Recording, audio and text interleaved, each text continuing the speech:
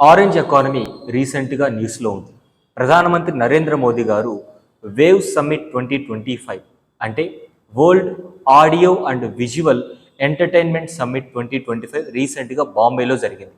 ఈ సందర్భంగా prime minister Narendra Modi గారు ఈ ఆరెంజ్ ఎకానమీని భారతదేశం అవలంబించుకుంటుంది అని చెప్పేసి అండ్ భవిష్యత్తులో ఈ ఆరెంజ్ ఎకానమీ దీన్నే క్రియేటివ్ ఎకానమీ అని కూడా అంటాం. అసలు ఈ ఆరెంజ్ ఎకానమీ లేదా క్రియేటివ్ ఎకానమీ అంటే ఏంటి?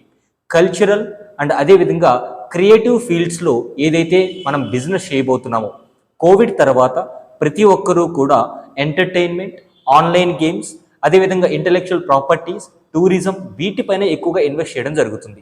సో ఈ కాంటెక్స్ట్లో భారతదేశం అనేది 2026 కల్లా $34 బిలియన్ ఎకానమీ అనేటువంటిది ఈ ఆరెంజ్ ఎకానమీ పైన జనరేట్ చేయబోతుంది.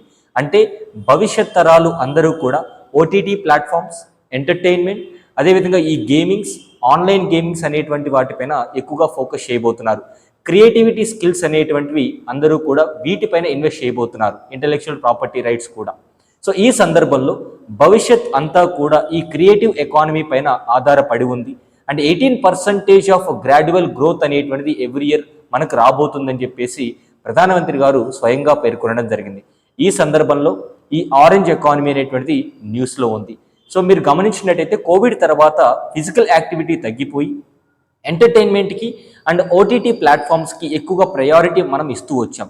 సో అందుకే రీసెంట్ ఆఫ్ ద టైమ్స్లో ఈ క్రియేటివిటీకి అంటే ఈ entertainment, broadcasting, films, gaming, intellectual property rights వీటిపైన ఎక్కువగా ఫోకస్ చేయడం జరుగుతుంది. సో ఆరెంజ్ ఎకానమీ అన్న, క్రియేటివ్ ఎకానమీ అన్న, కల్చర్ అండ్ క్రియేటివిటీ యాక్టివిటీస్కి ఎక్కువగా ప్రాధాన్యత ఇవ్వడమే orange economy. Thank you so much.